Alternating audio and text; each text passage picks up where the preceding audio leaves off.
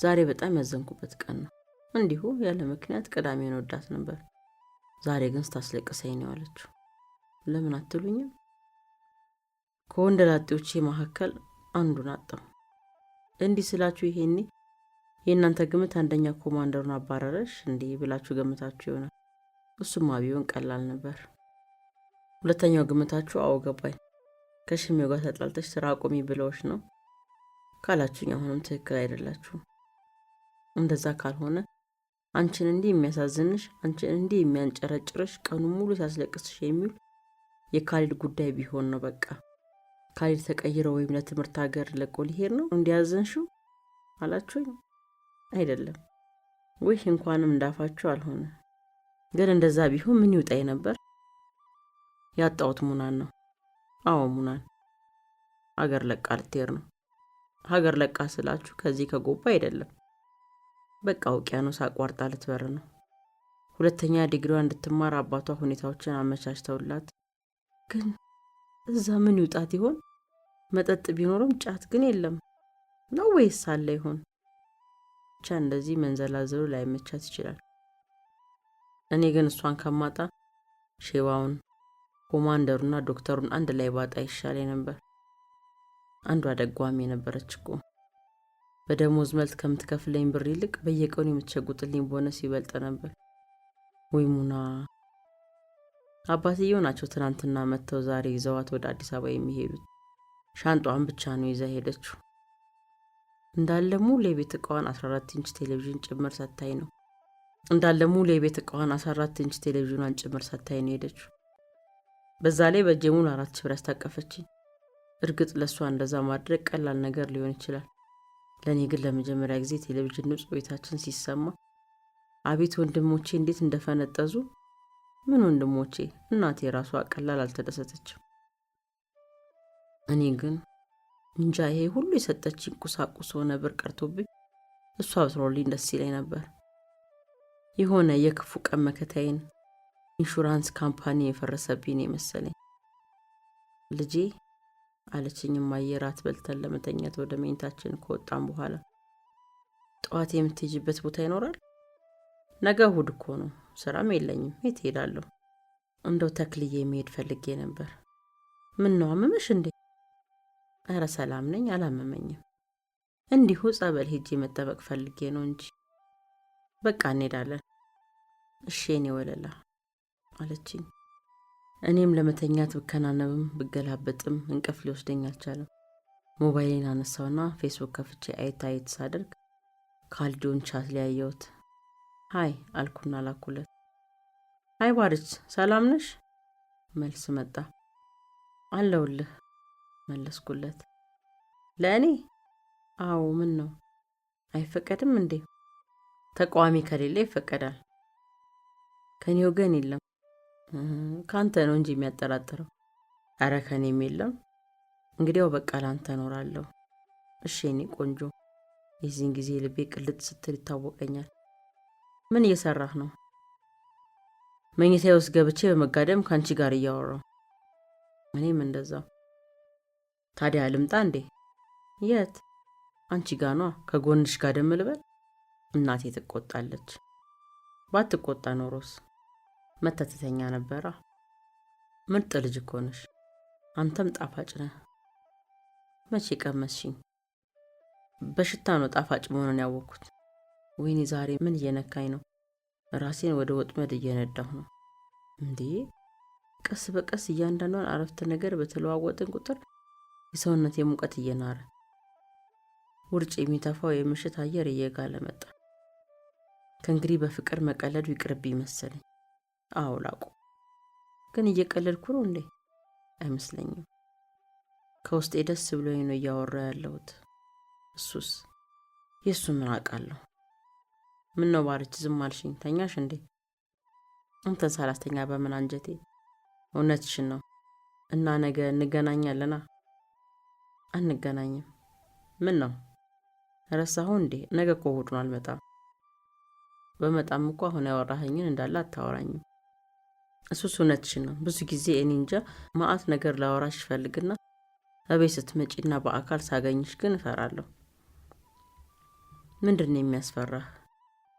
ሌሎቹን ሴቶች እንዴት ነው የጀነጀንክ የምታመጣቸው? ያንቺና የነሱ ይለያል። እንዴት ይለያል?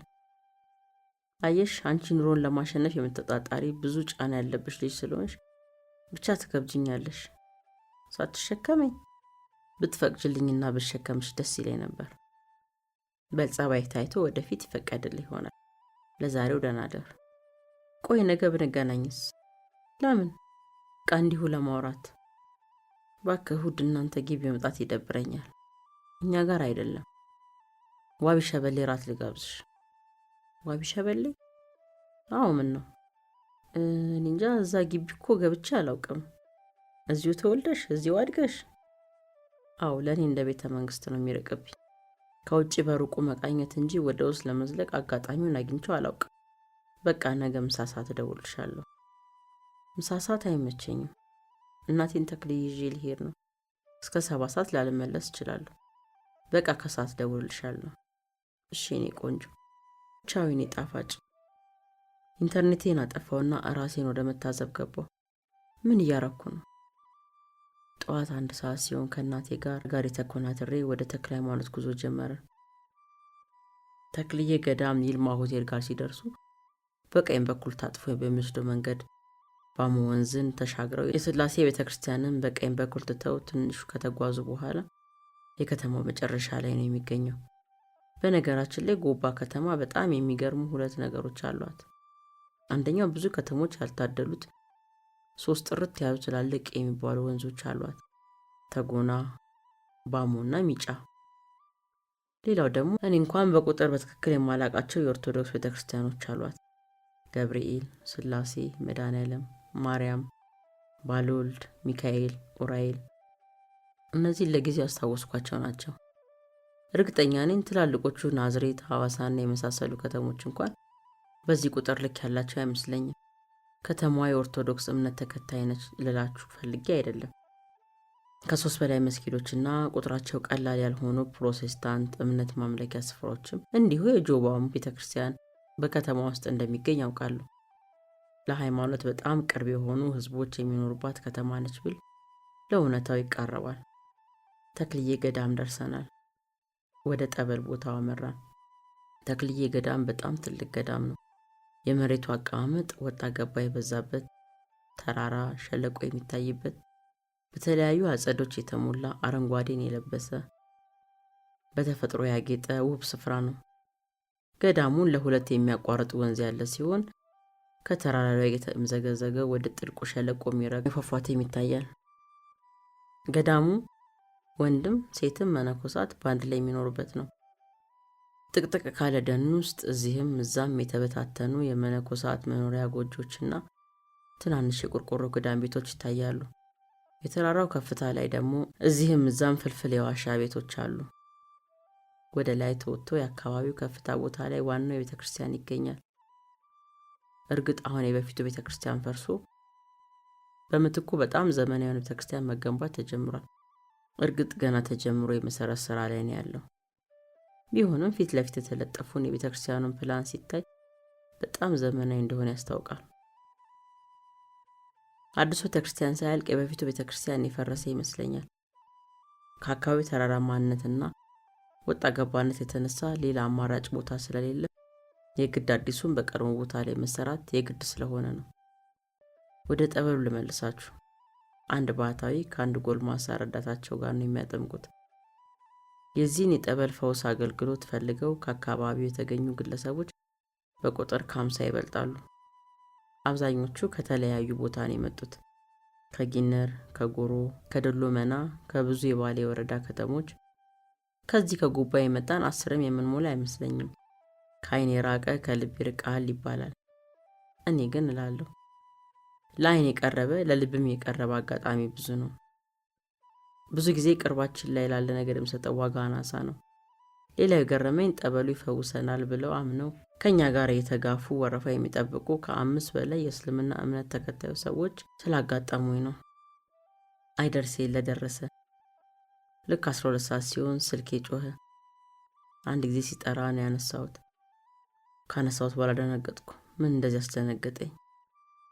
ምን እንደዚህ አስገበገበኝ? ካሊዶስ ምን ይለኛል? ልምድ ያላቸው ጓደኞቼ እንደሚሉት ወንዶች መወደዳቸውን ቀድሞ ከተረዱ ይንጠባረሩ ነው የሚሉት። ቢንጠባረርስ? ደግነቱ እሱም ብዙ ሁኔታውን ያስተዋለ አይመስለኝም። ደርሻለሁ አለኝ። በቃ እኔም እየመጣሁ ነው አልኩት። ዝግጅቱ ከ2 ሰዓት በላይ ነው የወሰደብኝ። ለመታጠብ፣ ለመለባበስ፣ ለመቀባባት። እናቴ ራሱ ሳትታዘበኝ አትቀርም። አዲስ ባህሪ ስታይብኝ እንዴት አትታዘበኝ? ጓደኛዬ ጋር የልደት ጥሪ ያለብኝ ብዬ ነው የወጣሁት። ባጃጅ ይዤ ወደ ዋቢ ሸበሌ ጉዞ ጀመርኩ። ጤና ሳይንስ ካምፓሱ ጋር ስደርስ ደወልኩለት ወደ ውጭ ወጥቶ እንዲቀበለኝ። እንደደረስኩ ከመግቢያው በራፍ ተቀበለኝና እጄን ይዞ ወደ ግቢ ይዞኝ ገባ።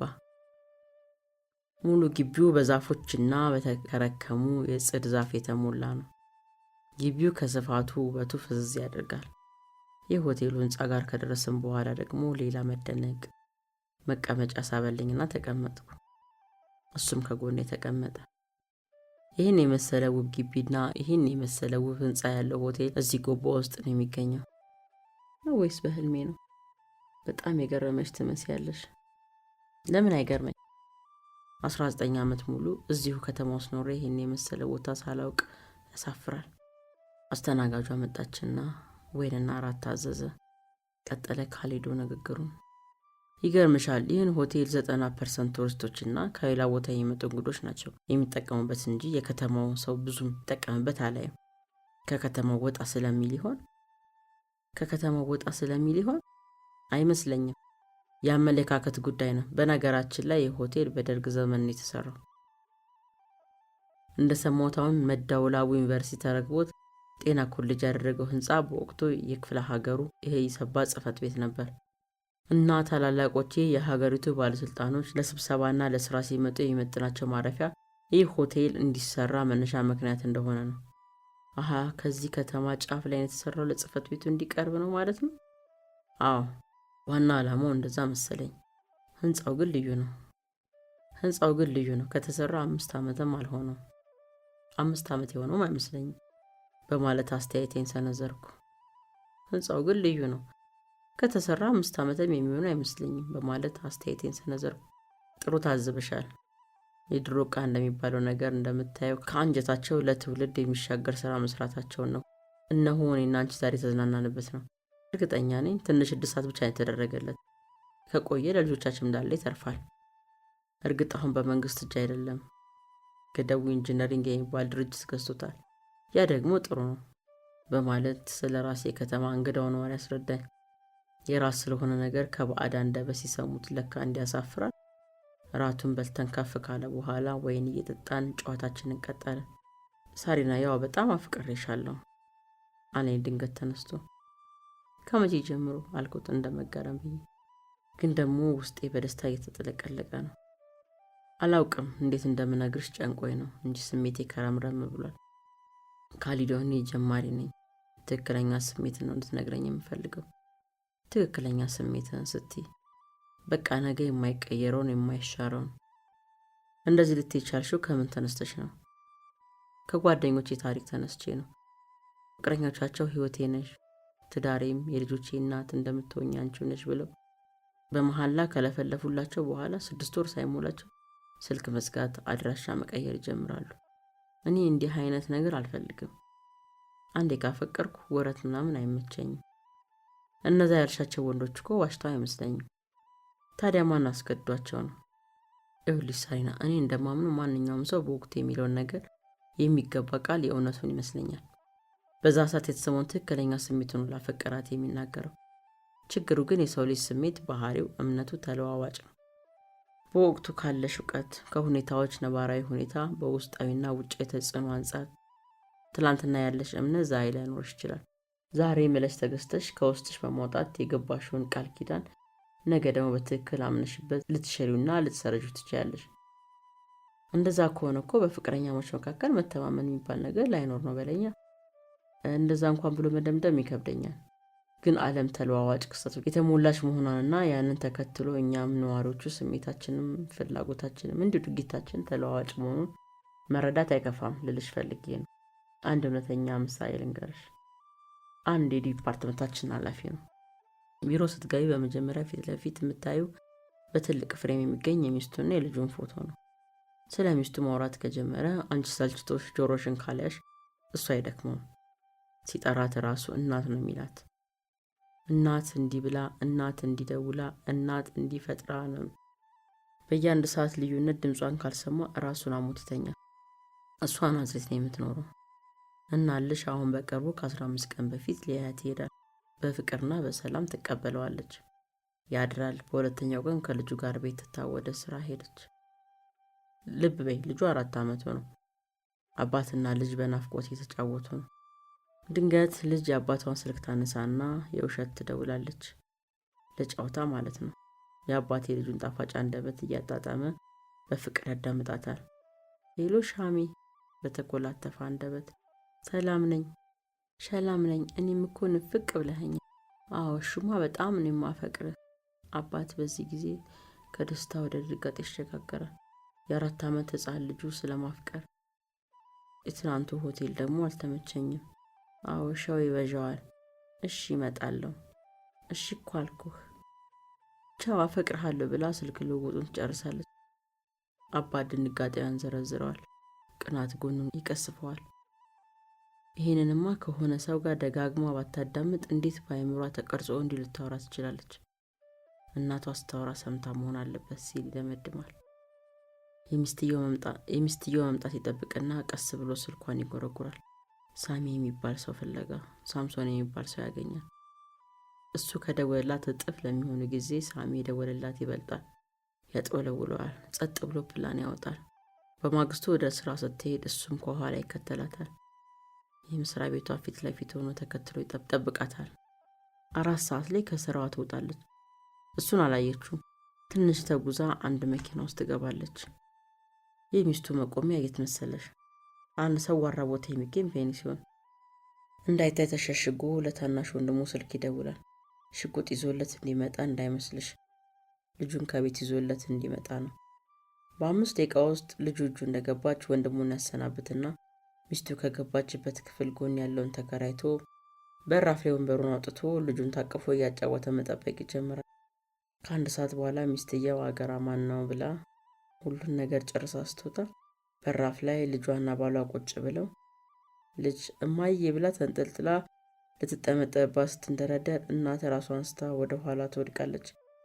ውሽሜ ደንግጦ ሲርበተበት አጀሬው ልጁን አንጠልጥሎ ወደ እናቱ ቤት በመሄድ ለእናቱ ሰጥቶ ወደ ስራው ይመለሳል። ሚስትን በድንጋጤና በፍረት የዓመት ፍቃድ ጠይቃ አዲስ አበባ ገብታለች አሉ። የሚገርም ታሪክ ነው። ሰውየው ግን ልጁን ይዞ መሄድ አልነበረበትም። ያንቺ ንግግር ነው። የሚገርም ታሪክ ነው። ሰውየው ግን ልጁን ይዞ መሄድ አልነበረበትም። እኔም ባንቺ ሐሳብ እስማማለሁ። ግን በወቅቱ እብደት ላይ ስለነበር የሚያደርገውን የሚያውቅ አልመሰለኝም። እንደውም ልደብድብ ወይም ልግደል አለማለቱ ይገርመኛል። ሳስበው ግን ወደፊት ልጁ እናቴ ለምን ፈታሃት ብላ እንዳትጠይቀው ወይም እንዳትወቅሰው ምክንያቱ ታዲያ ለሱ ሴትና ሰይጣን አንድ ሆኖበታል። ገና ከሩቅ ሲያቸው ይንዘረዘራል። ቢሮም የሚስቱን ፎቶ አታገኝም። ሰባብሮ ቀዳዶ ጥሎታል። ፎቶ ብቻ ሳይሆን ልቡም የተቀዳደደው። ምክንያቱም በመጀመሪያ ምንም አይነት የስነ ልቦና ዝግጅት አልነበረውም። በፍጹም እምነት ነበር ሲያፈቅራት የኖረው። እና ወደ ራሳችን ጉዳይ ስንመለስ አፈቅርሻለሁ ያልከኝ ለዛሬ ብቻ መሆኑና እውነቱን ንገረኝ ካልሽ አዎ ይሆናል መልሴ። እኔ እርግጠኛ የምሆንበት በዛሬ ላይ ብቻ ነው። ምንድን ነው የምታስተምረው? ፖለቲካ? አይ ፍልስፍና መስሎኝ ነበር። ምንድን ነው የምታስተምረው? ፖለቲካ? አይ ፍልስፍና መስሎኝ ነበር። ያው ፍልስፍና እኮ የፖለቲካ አንዱ ክፍል ነው። ለዛ እንኳን አይደለም። የእውነት የሚሰማኝ እንደዛ ስለሆነ ነው። ግን ሌሎች ሴቶችን ስጀነጅናቸው እንደዚህ ቅጩን እየነገርካቸው ነው። ሴት አዳኝ አረግሽኝ እኮ። እኔ እንዲህ ነኝ። ምንም አይነት ቃል ለማንም ገብቻ አላውቅም። ብዙውን ጊዜ ሴቶች ከደረቅ እውነት ይልቅ ጣፋጭ ውሸት ይመቻቸዋል። ነገ ቀለበት አስርልሻለሁ፣ ከነገ ወዲያ ሸራተን ደግስና እንጋባለን፣ ከቤት ወደ ሱፐርማርኬት የምትመላለሽበት መኪና ገዛልሻለሁ፣ ለፀጉላችን ዱባይ፣ እረፍታችን ነው ፓሪስ እንሄዳለን የመሳሰሉ ከ100,001 ወንድ መፈጸም የማይችላቸውን ተረት ተረቶች በጆሮዋ ሲያንቆረቁላት ከፍተኛ በደስታ የምታዳምን ሴት በቁጥር ነች። ከሴቶች ይህ ባህሪያቸው ነው በጣም የሚገርመኝ። አንተ በጅምላ ጨፈጨፍከን እኮ ምን ነካ? ምቾት መጎናጸፍን የሚጠየፍ ሰው አለ እንዴ? የለም። እኔ እኮ ውሸት መሆኑን እያወቁ አሜን ብለህ በፈገግታ ማዳመጣቸው ነው የሚያበሳጨኝ። ለምሳሌ አሁን ሳሪና እኔ በጣም አፈቅርሻለሁ፣ ከአንድ ወር በኋላ ዳይመንድ ቀለበት በዚህ በሚያምር አለንጋ ጣትሽ ላይ አደልቅልሻለሁ፣ ከዛ ሰርጋችን የምትለብሺው ቬሎ አስመጣልሻለሁ ብልሽ አንተ እውነት መስሎኝ እኮ ጎመዣው። ክፋቱ እኔ ይህን ያልኩሽ ነገር ለማሟላት 10 ዓመት ሙሉ ደሞዜ ማጠራቀም እንዳለብኝ ለማወቅ ጥቂት ጊዜ ማሰብ ብቻ ነው የሚጠበቅብሽ። ቢሆንም ግን ሲሰሙ ደስ ይላል አልኩት። እውነቴ ነው። ለምሳሌ ያህል እንዳለው እያወቅኩ ራሱ ዳይመንድን በጉልበቱ እስሬ ተንበርክኮ ሲያጠልቅልኝ ነጭ ቬሎ ለብሼ በአየር ላይ ስንሳፈፍ እየታየኝ ጎምዥቼ ነበር። እንዲህ እያወራን 2 ሰዓት ደረሰ። በቃ ለዛሬ በቃ ልንውጣ፣ እንደ ጊዜ የሚያስጠላኝ ነገር የለም አለኝ። እንዴት? አንዳንዴ ፊትሽ ድንቅር ይልና አልንቀሳቀስ ይላል። እንዲህ ስትፈልጊው ደግሞ አበራረሩ ለጉድ ነው ብሎ ይለኔ በወር የሚከፍለኝ ደሞዝ ያክል የሚያቀራርብ ሂሳብ ከፈለና ዋቢ ሸበሌ ለቀን ወጣን። ባጃጅ መጠቀም አልፈለግንም። በእግራችን ተያያዝ ነው። ብርዱ ያንዘፈዝፋል። ሳላስበው ወደሱ ተጠጋውና ተለጠፍኩበት። እሱም እጁን በወገቤ ያዞርና ጨምቆ አቀፈኝ። ልማት ባንክ ጋር ስንደርስ አስፋልቱን ሳንሻገር ለቀቅንና ወደ ቀኝ ታጥፈን ጨለም የሚለው 2ኛ መንገድ ያዘ። ትምህርት እንዴት ነው አለኝ። አሪፍ ነው። 2ኛ ሴሚስተር ብቻ ነው የቀረኝ። ጎበዝ በርቺ። ፍቅር ካላሰነፈኝ እበረታለሁ። ያ ሁሉ የቤተሰብ ጣጣ ያላሸነፈሽ ፍቅር ያሸንፍሻል። የዓለም ሀያላን ጀግኖችን እኮ መከራና ፈተና ሳይነቀንቃቸው ፍቅር ግን በቀላሉ ሲፈረካክሳቸው ታዝበናል አንብበናልም አልኩት እንደ መፈላሰፍ ብዬ። እንደዛ ከሆነማ በደንብ ፍርክስክስ በይ ብሎ ገቤን ባቀፈው እጁ እያሽከረከረና ፊቴን ወደ ፊቱ አዙሮ ከሰውነቱ ጋር አጣበቀኝና እንደ መሸከም አድርጎ ከመንገዱ መሃል ወደ ጠርዝ ወሰደኝ። ጨለማው አካባቢ ካቆመኝ በኋላ ከንፈሬ ላይ ከንፈሩን ሲያጣብቅና ትንፋሽ እስኪያጥረኝ ምጥጥ ሲያደርገኝ እውነት በአንዴ ፍርክስክስ አልኩላችሁ። ልብ አድርጉ እንግዲህ እቺ ደቂቃ ለመጀመሪያ ጊዜ ከንፈሬን ድግልና ያስረከብኩበት ቀን ነች። እንዲህ መጥፋት፣ እንዲህ መቅለጥ፣ እንዲህ በአየር መንሳፈፍ የሚገርም ክስተት ነው። እንኳንም መንገድ ላይ ሆነ፣ እንኳንም አቅራቢያ ፍራሽ ወይም አልጋ አልኖረ። ቢኖር ምን ታረጊ ነበር ነው ያላችሁ? ውደቂልኝ ብሎ ሳይጠይቀኝ ወድቅለት ነበረ። እናንተዬ ስክር አልኩላችሁ እኮ። ለካ አልኮል ብቻ ሳይሆን ደስታም ያሰክራል። በሚያፈቅሩ ሰው መጋበዝ፣ በሚያፈቅሩ ሰው ጨለማና ሰዋራ ስፍራ ጭምቅ ተደርጎ መታቀፍ፣ በሚያፈቅሩ ሰው ከንፈሩ መሳም፣ በሚያፈቅሩ ሰው ሰፈር ድረስ መሸኘት ልዩ ነው። ውሸቴ እንዳይመስላችሁ። እስከ ዛሬ ቀምሳችሁት የማታውቁት በእኔ ዕድሜ የምትገኙ ወጣቶች ካላችሁ እስቲ ቅመሱትና እንዴት እንደሚያንሰፈስፍ እንዴት እንደሚያንዘረዝር ትረዱታላችሁ። ደግሞ ልብ አድርጉ። ተስማችሁና ስማችሁ ጣዕሙን ሞክሩት። እናም እንደሚሰማችሁ ንገሩኝ አልኩ እንጂ ወደ ሌላ ነገር ግቡ ብዬ አልመከርኳችሁም። ሆይ በኋላ ሌላ ጣጣ ውስጥ ገቡና ማለቴ አሁን እቀነጥሳለሁ ስትሉ ሾኩ ይጠበስቃችሁና በእኔ እንዳታሳብቡ። ኃላፊነቱን አልወስድም። ሌሎቻችሁ ደጋግማችሁ ሞክራችሁ የምታውቁ እንዴ ምን እያወራሽ ነው አንቺ? የተሰማሽ ይህ የሚያንዘፈዝፍ ያልሽው የደስታ ስሜት እኛ ለምን ሳይሰማት ነው? ወይስ ጣዕም አልባና የሚጣፍጥ ከንፈር ኖሮ አንቺን የሚጣፍጠው ደርሶሽ ይሆን ካላችሁ መልስ ልሰጣችሁ አልችልም። ምክንያቱም እናንተ ብዙ ጊዜ ከንፈሮችን አቀያይራችሁ በመሳምና በመሳም ስላጣጣማችሁት መልሱን ታውቁታላችሁ። ግን ለምሳሌ ያህል አሁን ስጋ በእኛ ቤትና በጋሽ በቀለ ቤት፣ ጋሽ በቀለ በከተማችን የታወቀ ስጋ ቤት ባለቤት ነው። እኩል ክብርና እኩል ጣዕም የለውም። እንደዛውም እናንተ ምናልባት የከንፈር ቁምጣን ይዟችሁ እንዳይሆን ማለቴ ነው። ግን አይገርምም?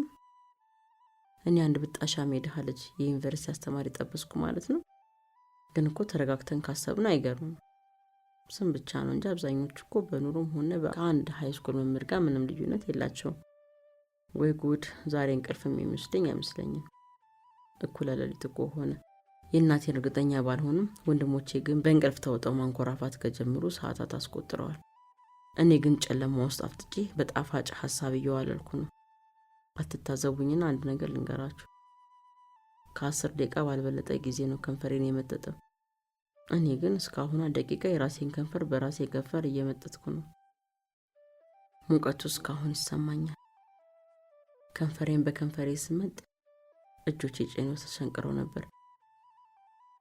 የመጀመሪያ ቀን ከቤት ለመውጣት እናቴን ሸጉጄ ለመብረር በአጥር ዘልዬ የካሊዶ ቤት በመስኮት በኩል ለማንኳኳት አይን አውጣ ሆኜ እቅፍ ውስጥ ለመግባት ከብርድ ልብሱን ካንሶላው ስር አብሬው ገብቼ በሰውነት ሙቀቱ ሰውነቴን ለማሞቅ በፍቅሩ ቅልጥ ለማለት ከንትኔ ስር በመበጣጠስ በሚመነጨው የደም ነጠብጣብ ለማድመቅ ተመኘው። እየተመኘው ራሴን በራሴ የነካካውም ሳላስበው በቅፍ ውስጥ ገባው። እንቅልፍ ወሰደኝ እንጂ ሐሳብ ያልተቆረጠም። ቀድሜ ያስብ የነበረው ምኞቴ ሐሳብ ወደ ህልም ከፈለጋችሁ ቅዠት በሉት ተቀይሮ ቀጠለ። ወይ ይሄ እግዚአብሔር የሚባለው አካል ምን እየሰራ ነው? እስቲ ምን አለበት ይሄን የመሰለ በስንት ዓመት ያገኘሁትን ለ3 ቀን እንኳን እንዳጣጣመው ይፈቅድልኝ? እስቲ ምን ይጎልበታል እንዴ? የሱ ዙፋን ጸንቶ የሚቆዩ በእኔ መከራ በመታገዝ ነው እንዴ? ነው ወይስ ከኔ ጋር የተጋባበት ጉዳይ ኖሮ ይሆን? እግዚአብሔር ምን አደረገሽ? የሰይጣን ፈተና ነው። ከሰይጣን ጋር ለምን አትፋለሚም ትሉኝ ይሆናል። እኔ ግን ፈጽሞ በእናንተ ሐሳብ አልስማማም። እኔ ሰይጣን ታውቀዋለሁ። እሱስ ስለኔ ምን ኃላፊነት ይኖርበታል? አልፈጠረኝ፣ አልወለደኝ። እግዚአብሔር ነው ሳልጠይቀው ሳልለምነው ሰው ያደረገኝ። ስለዚህ ልጠይቀውም ልወቅሰውም የሚገባው እሱን ብቻ ነው። ችግሬ ከሰይጣን ሳይሆን ከእግዚአብሔር ነው። እስቲ ፍረዱኝ።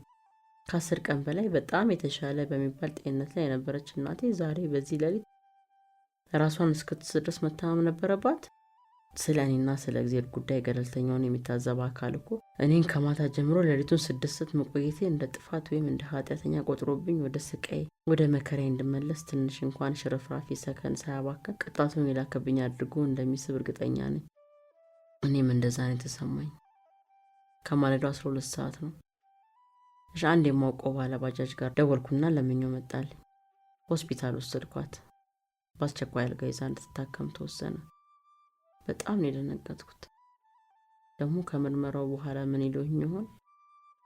ክፍተቴን እዚህም እዛም ተሯሩጥ የምትሞላልኝ ሙና እንኳን የለችም። ነገሩ ካሊዶ አለልኝ። የከፋ ነገር ከመጣ ከአቅሜ በላይ ከሆነብኝ እሱን አስቸግረዋለሁ። ግን ፍየል ከመድረሷ ቅጠል መበጠሷ እንደሚባለው የሆነብኝ ይሆን እንዴ? ወይኔ ፈጣሪ ከጉድ አውጣኝ። ይቅርታ ፈጣሪ አልኩ እንዴ? የኔና የሱ ጉዳይማ እንዲህ በቀላሉ የሚፈታ አይደለም። እስከ ቀኑ 6 ሰዓት ድረስ እናቴ አስፈላጊው ምርመራ ሁሉ ተደረገላት። 8 ሰዓት ውጤቱ ተነገረኝ። በእግዚአብሔር ያን ያህል ያላጋው ስትነጫነጭ የእናትሽን ጉዳይ ቀለል አደረገልሽ አይደል? መቼም እንዳንቺ አይደለም አላችሁና ተመጻደቃችሁብኝ አይደል? አይ ፍጹም ነው የተሳሳታችሁት። እሱ እኮ ከኔ ጋር እልክ ተጋብቷል። አባይ ማደሪያ የለው ግንድ ይዞ ይዞራል ሆኖብኛል። ሪፈር ጽፈንላታል። በአስቸኳይ ወደ አዲስ አበባ ሚኒሊክ ይዘሻት ሂጂ አሉኝ ቀለል አድርገው። አዲስ አበባ ይዣት መሄድ ካልቻልኩስ የኔ ጥያቄ ነበር። እድር ከሌለሽ እድር ግቢ። ከ1 ወር በላይ እድሜ አይኖራቸውም። እስካሁን ያልታየ እጢ ጉሮሯቸው አካባቢ አለ። መጠኑ ጨምሮ የመጨረሻው ደረጃ ደርሷል። በቀዶ ጥገና ካልተወገደ የመተንፈሻ አካላቸው ሙሉ በሙሉ ይዘጋና ያበቃላቸዋል። ከዚህ በፊት እኮ ቲቪ ነው ህመሙ ብላችሁኝ አንድ መድኃኒት ቤት የሚያስከፍት ኪኒን ለአመት ስትቅም ነበር የከረመችው። ትክክል ነሽ። ከቲቪው አሁን ሙሉ ለሙሉ እንደዳኑ ላረጋግጥልሽ ፈልጋለሁ ነበር ያለኝ ዶክተሩ። ዶክተር ታዲዮስን ፈለግኩና ሁኔታውን አስረዳሁት። ያን ጨበሪ ፀጉሩን እየቋጠረ እየፈታ አደመጠኝና እናቴን ወደ መረመራ ዶክተር ጥሎኝ ሄደ። ስለ ሁኔታው ጠየቀው። ከዛ ሚኒሊክ የሚያውቃቸው ዶክተሮች ጋር ደወለልኝና ስለ ሁኔታው ጠየቀልኝ። የጉድ ሀገር ገንፎ እያደር ይፋጃል ትላለች እናቴ። ጭንቀቴን ቀለል የሚያደርግልኝ የሚያረጋጋ ዜና ያበስረኛል ቤት ተስፋ ያደረኩት ዶክተር ታዲዮስ አጣርቶ ያገኘው ውጤት በጣም አስደንጋጭ መርዶ ሆኖ ቁጭ አለ። ሚኒሊክ ለጊዜው የእናቴን አይነት በሽታ ቀዶ ጥገና ማድረግ አቁመዋል። የግል ሆስፒታል ሞክሩ። ናዝሬት ጄኔራል ሆስፒታል ተደወለ። ሕክምናው አለ፣ ነገር ግን ዋጋው ከ40 እስከ 50 ሺህ ብር ነው ተባለ። እግዚአብሔር ቅድም ሆነ ከሌሊት ጀምሮ የተናገርኩን የቀባጠርኩትን ሁሉ ይቅር በለኝ እባክህ። እንዳልተናገርኩም ከአንደበቴ እንዳልወጣ ማርገ ቁጠረው። እኔን አታውቀኝም እንዴ? ባለጌ ስድ ሆንኩኝ ነኝ እኮ። ታዲያ ያውቅ ከኔ ከደካሟ የወጣ ንግግር ከቁም ነገር ወስደ ይሄን ሁሉ ቅጣት ታበዛብኛለህ? ኧረ ተው ፈጣሪ። 50 ሺህ ብር እኔ ራሴ ወንድሞቼ ምርቃት አድርጌ ብሸጥ ያን ያህል ብር ማግኘት አልችልም። ስለ ሰው መሸጥ ያወራሁት ሌላ የሚሸጥ ንብረት ስለሌለ ነው። እንዴ ለካ አለን መኖሪያ ቤታችን። አባቴ በህይወት ሳለ አንድ የፈጸመው ቁም ነገር ቢኖር በ250 ካሬ ሜትር መሬት ላይ ሰራልን ባለ 2 ክፍል ሰርቪስ የጭቃ ቤት ነው። በቃ ስለዚህ እሱን መሸጥ አለብን። መቼስ ከእናቴ ቤት አይበልጥም። እሷን አጥቼ ባዶ ቤት ይዤ ከምቀመጥ እሷን አድኜ ቤቱን አጥቼ በረንዳም ቢሆን መኖር ነው የሚሻለኝ። አሁኑኑ መንቀሳቀስ አለብኝ። ደላላ ፍለጋ የሆስፒታሉን ቅጽር ግቢ ለቅቄ ታክሲ በመሳፈር ወደ ከተማዋ አመራሁ። ግን ቤት የሚያሻሽል ደላላ ማንን አውቃለሁ? አሰብኩት ሊመጣልኝ አልቻለም። ድንገት ግን የሆነ ሐሳብ መጣልኝ። ጋሽ ክንዴ እሳቸው በቂ ገንዘብ ስላላቸው ሊገዙኝ ይችላሉ። ስለዚህ ወደ እሳቸው ሄጄ ላማከራቸው ወሰንኩ። ወደዛው አመራሁ። የግቢው በራፍ ላይ ስደርስ ካሊዶ ከግቢው ሲወጣ ተገጣጠምን። ሲያየኝ ደነገጠ። እኔ ምንም አልመሰለኝም። ከትላንት ጀምሮ ሌሊቱ ሙሉ ለሱን የሰፈሰፈት የነበረው ስሜቴ አሁን ቀዝቅዝ ብሎ እንደውም ከሱ ጋር ትናንትና የሰራው ስራ ያልተጋባ ስለሆነ ነው ይሄ ሁሉ መከራ የገጠመኝ። ወደዛው አመራሁ። እንደውም ከሱ ጋር ትናንትና የሰራው ስራ ያልተጋባ ስለሆነ ነው ይሄ ሁሉ መከራ የገጠመኝ የሚል ስሜት በውስጥ የተሰማኝ ስለሆነ ከሱ ጋር መገናኘትን የወደድኩት አልመሰለኝም። እሱ ግን ተንሰፈሰፈ። ታዲያስ እኮ ነግሮኝ ብደውልልሽ ስልክሽ አይሰራም አለኝ። አዎ ዝግ ነው፣ ቀዝቀዝ ብዬ መለስኩለት። አዝናለሁ ሳርቾ፣ አሁን እኮ ወደ አንቺ ሆስፒታል እየመጣው ነበር። እኔ ግቢ አለና ወደ ውስጥ ተመለሰ። እሱ ጋር የመጣው መስሎት ዛሬማ በምንም አይነት እሱ ጋር ልመጣ አልችልም። ደሃ ባንኩ ደብተሩ ላይ 10 ሺህ ብር የሌለው መናጢ ደሃ የመንግስት ቅጥረኛ ምን ይፈይድልኛል?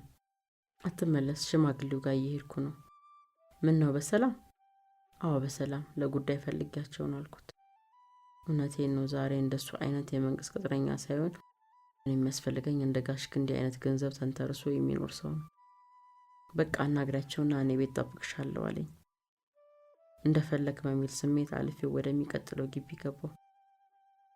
ሰይጣን የጋሽ ክንዴን አንጀት ያራራልኝ እያልኩ በመጸለይ አንዴ እውነቴን ነው እግዚአብሔርማ አየሁት፣ እስቲ ሰይጣንን ደግሞ ቀይሬ ልሞክረው። ደርሼ ገርበብ ያለውን በር ሳንኳኳ ማን ነው ይግቡ የሚል ጎርናና የእልፍ ድምጽ ከውስጥ ሰማሁ። ጋሽ ክንዴ ሳሎን ቁጭ ብለው ቴሌቪዥን እያዩ ናቸው። እንዴ አንቺ ነሽ እንዴ እንደ ውጭ ሰው የምታንኳኪው? አዎ እኔ ነኝ። ወይ እንዴት ጥቁርቁር ብለሻል፣ እናትሽ እንዴት ነች ሲሉ ጠየቁኝ። ምንም አትል ስር ባጭሩ መለስኩላቸው። አይ ዝም ብለሽ እኮ ነው፣ ዛሬ መምጣት አልነበረብሽም። ምን ችግር አለው? ሆቴል እኮ መጠቀም እችል ነበር። ለዛ አይደለም የመጣሁት። ታዲያ ለምን መጣሽ? እርስዎን ፈልጌዎት። ነይ ቁጭ በይ አሉኝ። ለካ እስካሁን 2 ሜትር ከእሳቸው ራቅ ብዬ እንደተገተርኩ ነበር። ነቃልኩና ተንደርድሬ ሄድኩና ትቀመጣለች ብለው ሲጠብቁ እግራቸው ላይ ተደፋው። እግራቸው ይሸታል፣ ግን ጉዳይ አልነበረም። ዛሬ ሽንት ቤት ውስጥም ነክረው ቢወጡት አልጠየፈውም። እንደ በርገግም እንደ መደንገጥም ባለ ስሜት ኧረ አይገባም፣ ምን እያረግሽ ነው? ቅበሩኝ፣ ካለ እርሶ ማንም የለኝም። እምባ እየተንጠባጠበ ነጠላ ጫማ ያጠለቀው ያሸፋፋ እግራቸው ላይ እንጠባጠባል። በሁለት እጃቸው ሰቅስቀው አነሱኝና ጎትተው ወደ ወንበር ላይ አስቀመጡኝ። ምን ገጠመሽ? መናገር አልቻልኩም። ይሆን ነገር መጥቶ ጉሮሬ ላይ ተወተፈብኝ። አራት አልቅሽ፣ በቃ እንደውም አትንገሪኝ። እናትሽ ሆስፒታል ስለገባች ገንዘብ ቸግሮሽ ነው አይደል? ችግር የለም፣ አንቺ ትሸሽኛለሽ እንጂ እንኳን ላንቺ ለደፍን ጎባ ነዋሪ የሚበቃ ንብረት አለኝ አሉና ግራ ኮት ኪሳቸው ውስጥ በቀኝ እጃቸው ሰደዱና የሆነ ብር አውጥተው እጄን አስጨበጡኝ። ፈገግ አልኩ። ፈገግ ሲል ደስታዬ ልገልጽላቸው መስሏቸው እሳቸውም ጥርስ በጥርስ ሆኑ። አልገባዎትም ብዬ ብሩን መለስኩላቸው። 300 ብር ነበር የሰጡኝ። ምን ነው ያንስሻል እንዴ? አዎ በጣም ያንሰኛል ስላቸው ተፍታቶ የነበረው የፊታቸው ቆዳ መልሶ ተጨማደደ። ምን ያህል ነው ልጨምርልሽ አሉኝ ፈራ ተባ እያሉ። 50 ሺህ ብር። በመድኃኔዓለም 50 ሺህ ብር ነው ያልሽው ወይስ ጆሮ ያሳልፋል? ትክክል ሰምተውኛል። 50 ሺህ ብር ነው ያልኩት። አደነጋገጣቸው 50 ሺህ ብር የሚባል ብር በቁጥር ደረጃ ራሱ ሰምተው የሚያውቁ አይመስሉም። የእሳቸው የድንጋጤ መጠን ውስጥ የነበረችውን ሙጣች ተስፋን ክትክት አደረገብኝ። በጣም ብዙ እኮ ነው። ይህ ሁሉ መዓት ብር ምን ልታረጊበት ነው? በሚንቀጠቀጥ ድምፅ ጠየቁኝ። ሁኔታውን በዝርዝር አስረዳቸው። ምን ፈረደብሽ ልጄ? ግራ ገብቶኝ ነው ወደ እርሶ መምጣቴ። እንዴ ይሄ ሁሉ ብር ቆይ ምን እንዳረግልሽ ነው የምትፈልጊው? ቤታችንን እንዲገዙኝ ወይም ለሚያውቁ ሰው እንዲሸጡልኝ? የቱን ቤት? የእኛን ነው የምንኖርበትን። አይ እዛ 6 ኪሎ ያለ ቤት ምን ያረጋል? ሌላ ወሽመጥ የሚቆርጥ ንግግር። የእውነት እንደሚሉት ለእኔ ስሜት ካሉት በቃ ቅበሩኝ። ምን ላርግ? የመጨረሻውን ማጥቂያ መሳሪያ መጠቀም አለብኝ። እስቲ እንደዛም አድርጌ በተሳካልኝ። እንደምወድሽማ ጥርጥር አለው። አንቺ ዳርዳር እያልሽ አስቸገርሽኝ እንጂ እኔ ተጋብተን የሙቃ ቤት መስርተን ነበር። ግን ምን መሰለሽ ቤታችሁ የሚጠቅም ብር አያወጣም። ቤቱ ኩሽና፣ ሰፈሩ ደግሞ ጨለማ እኮ ነው። አውቃለሁ ለኔ ሲሉ ቀኝ እጃቸውን በሁለት እጄ ጨብጬ አሻሸውና እንባዬን እያረገፍኩ ተማጸንኳቸው። ለመሆኑ ቤቱን ለመሸጥ እናትሽ ተስማምታለች? ኧረ አልተስማማችም። እሷ እኮ ራሷን አታውቅም። ታዲያ እኔ ውክልና አለኝ፣ ችግር የለውም። ከዛ ጸጥ አሉ። እኔም የማሰቢያ ጊዜ እንዲያገኙ ተውኳቸውና በተመሳሳይ ጸጥታ ተዋጥኩ። ከ15 ደቂቃ በኋላ ይመስለኛል ምን አይነት መከራ ነው? አንቺ የምትዩ ነገር አይሆንም። ባይሆን በሌላ ነገር እንስማማ። በጉጉት ከተቀመጥኩበት የተቆነጠነጥኩ ሌላ በምን እንስማማ ስል ጠየቅኳቸው። ንብረቴን ንብረትሽ አድርጊው። እንዴት አድርጌ ነው ንብረቶትን ንብረቴ የማደርገው? አግብተሽ ነዋ። አግቢኝ። ፍርጥም ብለው እውነት ማግባት? አዎ እኔ እኮ ብሩን የእውነት ነው የምሰጥሽ። በዛ ላይ ቤተሰቦችሽንም ቤት አርባ ከማድረግ ትገላገያለሽ። ልቤ ላይ ሲሰካና የሚሰነጥቅ አይነት ህመም ከጭንቅላቴ ሲሰማኝ ትንፋሽ አጠረኝ። እንደምንም ራሴን አጠንክሬ ማሰብ ጀመርኩ። በቃ ብልጥ መሆን አለብኝ። አሁን ምንም ምርጫ የለኝም። ለጊዜውም ቢሆን በሐሳባቸው ተስማምቼ ብሩን ከሰጠኝ በኋላ ሌላ ጊዜ ይደርሳል። ብሩን ከሰጠኝ በኋላ ሌላውን ጊዜ ሲደርስ አስብበታለሁ ስል በውስጤ ወሰንኩ። በቃ እሺ ብያለሁ ስላቸው ተስፈንጥረው ከመቀመጫቸው ተነሱና ወደ እኔ ተንደርድረው ጨመቁኝና ግንባርና ጉንጬን እያፈራረቁ ሳሙኝ። እኔም በዝምታ ተሳምኩላቸው። እቺ ቀን እንደምትደርስ አውቅ ነበር። የዘወትር ጸሎቴ ነበር አምላክ ሰማኝና ውሃ አጣጤን ሰጠኝ ለማለት ነው። ፈጣሪ ላንተ ምን ይሳነሃል በማለት እየቀባጠሩ ወደ መቀመጫቸው ተመለሱ። አያችሁ ፈጣሪ እንዲህ አይነቱን የእሳቸውን ጸሎት ይሰማል። ለዛውስ ምን ይታወቃል? እኔንም ሰምተኝ በዚህ መንገድ ሊረዳኝ አስቦ ይሆናል። ንጩን ባቆም ሳይበጀኝ አይቀርም።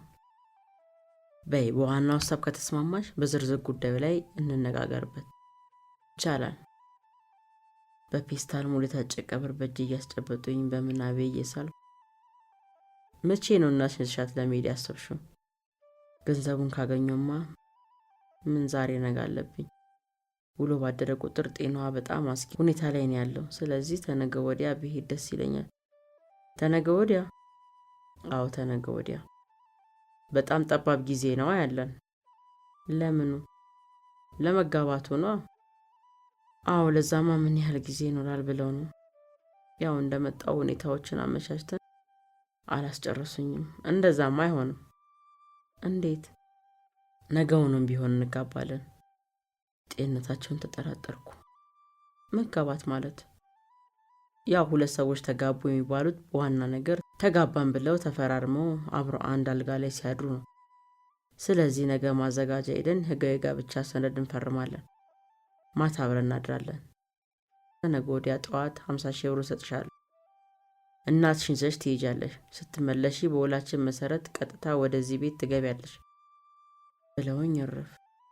ከገመትኳቸው በላይ አደገኛ ተንኮለኛ ሆነው ነው ያገኘኋቸው።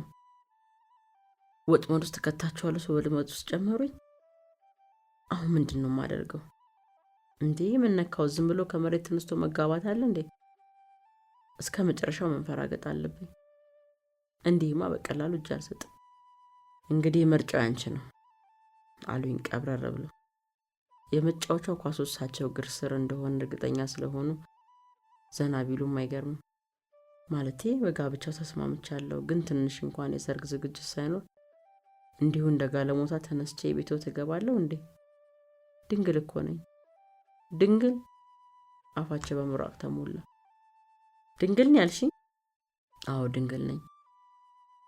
ቢያንስ 50 ሰው የሚጠራበት ሰርግ እንዲደገስልኝ እፈልጋለሁ አልኳቸው። የእውነት ከራሳቸው ጋር ተሞሽሮ መጋባት ይቅርና ለአንድ ቀን አዳር ራሱ ፍላጎት የለኝም። እንዴትስ ሊኖረኝ ይችላል? ግን ጊዜ መግዣ ባገኝ ብዬ ነበር የምቀባጥረው። በፈጣሪ ምድረ ጎረምሳ የድንግልና ነው ያለ። ማርያም መፍጠር አቁማለች ያለ ሲለፈልፍ እኔ አፈፍል አረገው ነው። ድንቅ ነው፣ ድንቅ ነው። በይ ከዚህ ከከይሲ ከኮማንደር አፍ መንጭቄ የኔ ማድረጌ ጀግንነትን በቀልም ነው። ለዚህ ድንግልናሽ 10,000 ብር ጨምሬልሻለሁ። 60,000 ብር ነው የምሰጥሽ። ቀብረር ብለሽ ሳትሳቀቂ እናትሽ እንድታሳክሚ። አመሰግናለሁ፣ እግዚአብሔር ይስጥልኝ አልኳቸው። በሰርጉ መዘግየት የተስማሙ መስሎኝ ፈገግ እያልኩ፣ ግን ፊርማውን ነገ መዘጋጃ ሄደን እንፈራረማለን። አብረን አድረን ይህን ያልሽው ነገር ታስረክብኛለሽ። እስከ መቼ ይዘሽው ትዞሪያለሽ? ድንገት ቢወድቅብሽ እኮ ይሰበርብሻል። አሪፍ ቀልድ እንደቀለደ ሰው ሊስቁ ሞከሩና ንግግራቸውን ቀጠሉ።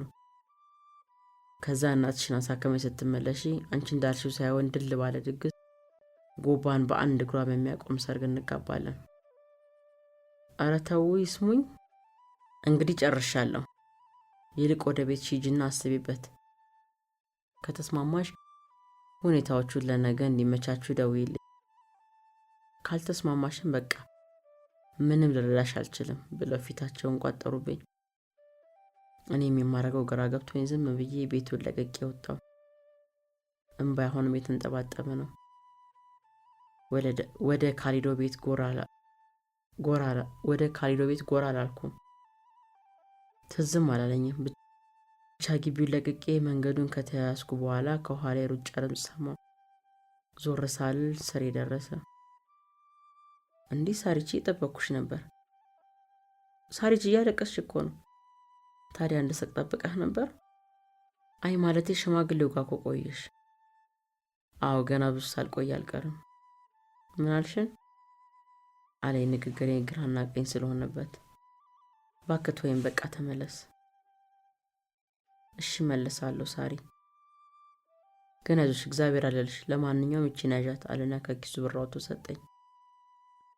ተቀበልኩና ልክ ያበደርኩትን ብር እንደሚቀበል ሰው ቆጠርኩ። 500 ብር ነው።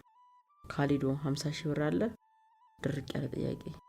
ምን አለኝ። ምናልባት ስለ ጤንነቴ የተጠራጠረ ይመስለኛል። አሁን ዛሬ የምፈልገው 500 ብር ሳይሆን 50,000 ብር ነው። ሳሪ ሰላም ነሽ? ግን አለህ የለህም? እያወቅሽ ያን ያህል ብር ከየት አምጥቼ ይኖረኛል? ነጋዴ አይደለሁ። 5,000 ብር እንኳን የለኝም። ቢኖር ድንገል ላይ ልሸጥልህ ነበር። እየቀለድሽ ነው አይደል? አለኝ ደንግጦ።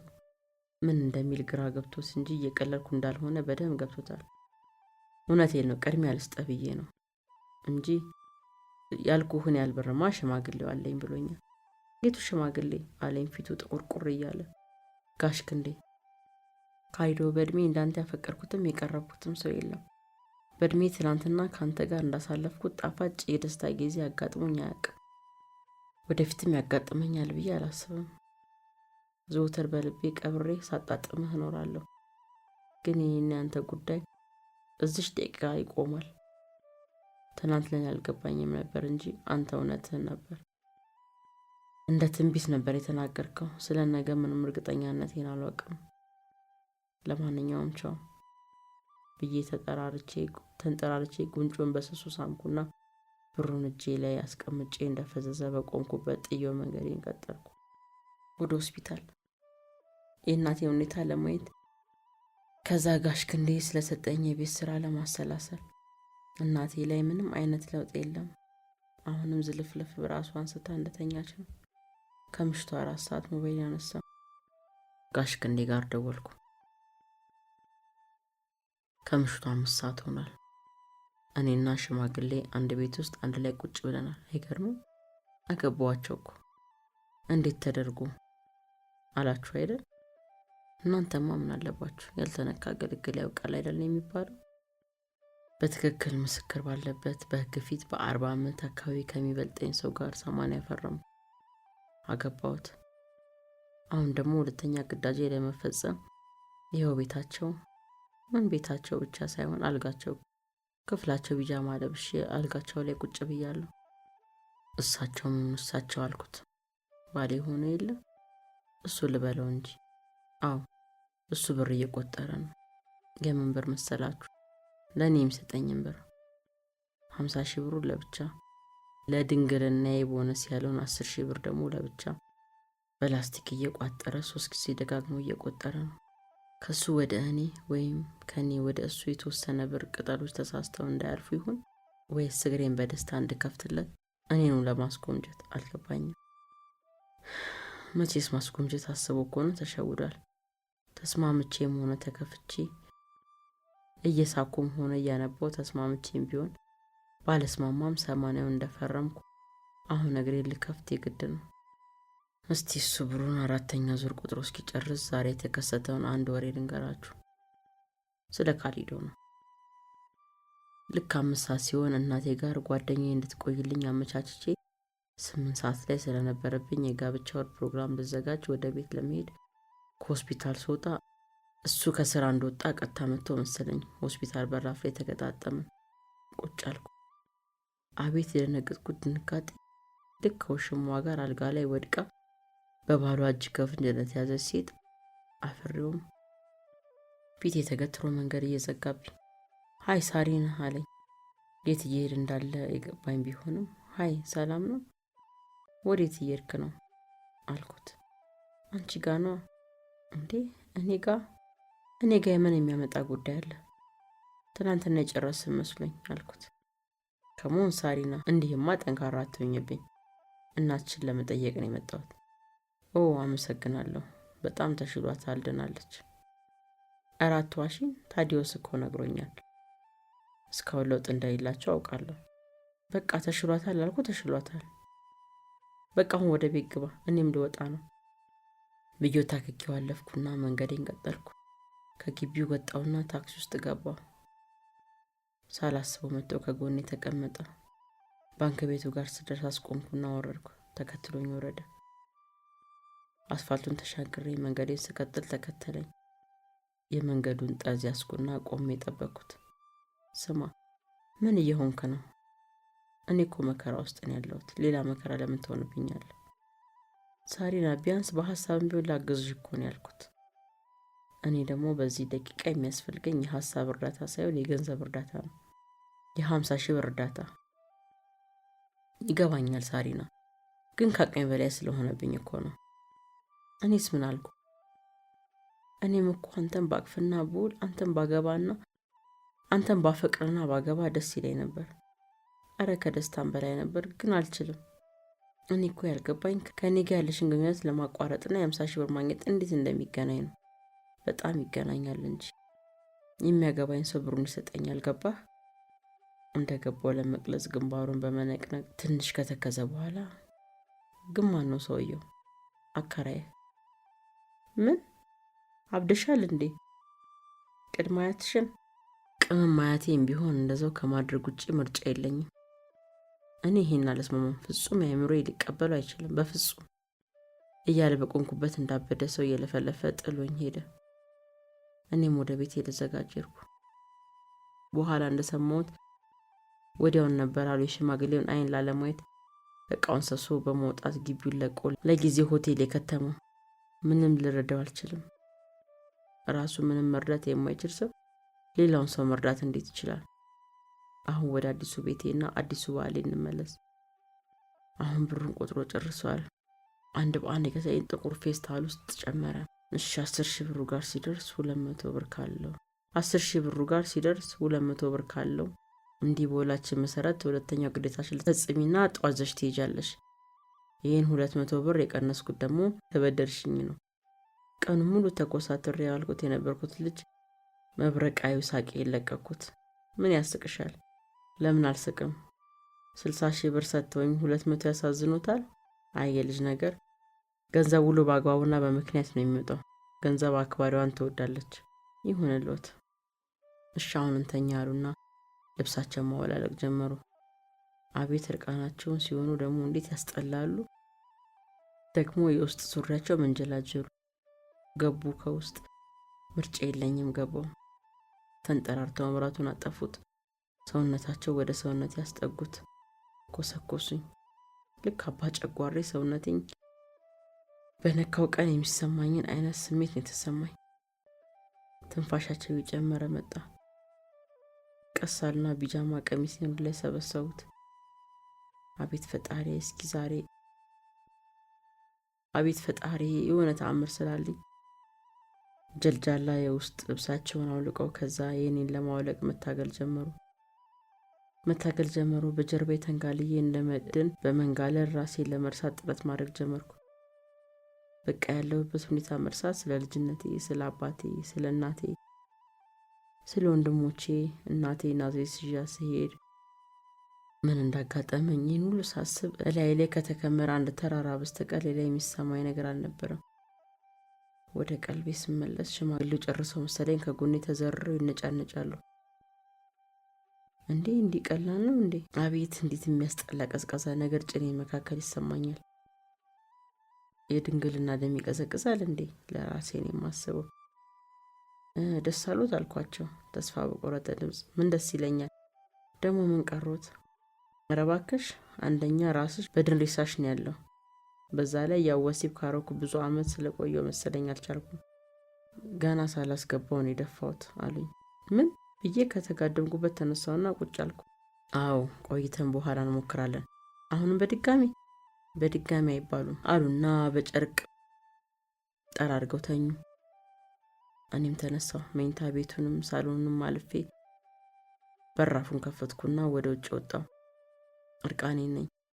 የእኩለ ሌሊቱ ቅዝቃዜ እንደ በፊቱ የሚያንዘፈዝፍ ቢሆንም እኔ ግን ምንም የተሰማኝ አይደለም። በቀጥታ ወደ ቧንቧው ነው የሄድኩት። ቧንቧው ስር ድንጋይ ላይ ቁጭ አልኩና ከፈትኩት። እስከ መጨረሻው ከፈትኩት። ፏፏፏ እያለ ሰውነቴን አራሰው። የላይኛው ሰውነቴን ብቻ ሳይሆን የውስጤንም ቆሻሻ ቢያጸዳልኝ ተመኘው። ጭኔ በራፍ ላይ ረጩት ኃጢአታቸውን ፈትጌ ለማጽዳት 1 ሰዓት ፈጀብኝ። መልሼ ወደ ቤት ስገባ ያንኮራፋሉ። እንዳልቀሰቀሳቸው በራሴ ሌላ ጣጣ እንዳላመጣ ቀስ ብዬ በጥንቃቄ አልጋ ላይ ወጣውና መብራቱን አጥፍቼ ጠርዙን ይዤ ትንፋሼን ውጭ ተኛው ስላችሁ እንቅልፍ ወሰደኝ ለማለት አይደለም። እሱማ የማይታሰብ ነው። 10 ሰዓት ይመስለኛል ከእንቅልፋቸው ባነኑ። ባለማመን እጃቸውን ዘረጉና መኖር አለመኖሬን አረጋገጡ። ተጠጉኝ። ፒጃማዬን ወደ ላይ ሰበሰቡት። እንደተኛ ሰው ያንኮራፋው ነው። እንትናቸውን በአንድ እጃቸው ይዘው እንዲቆምላቸው እያሻሹት እንደሆነ ይታወቀኛል። እንደው አምላኬ እባክህ ስማኝ፣ እንትናቸውን ሸባ ካረግልኝ ነገውኑ ከራሳቸው ብር ላይ ጃንጥላ ገዝቼ ነው ለቤቴ የማስገባው ብዬ ተሳልኩ። ምን ላድርግ? አትሳቁብኝ፣ ቢጨንቀኝ እኮ ነው። የቸገረው ጉዝ ያገባል፣ ስትወልድበት ገደል ይገባል ይሏቸዋል። የኔ አይነት ነው። እንዲህም አድርጎ ጸሎት፣ እንዲህም አድርጎ ስለት የለም።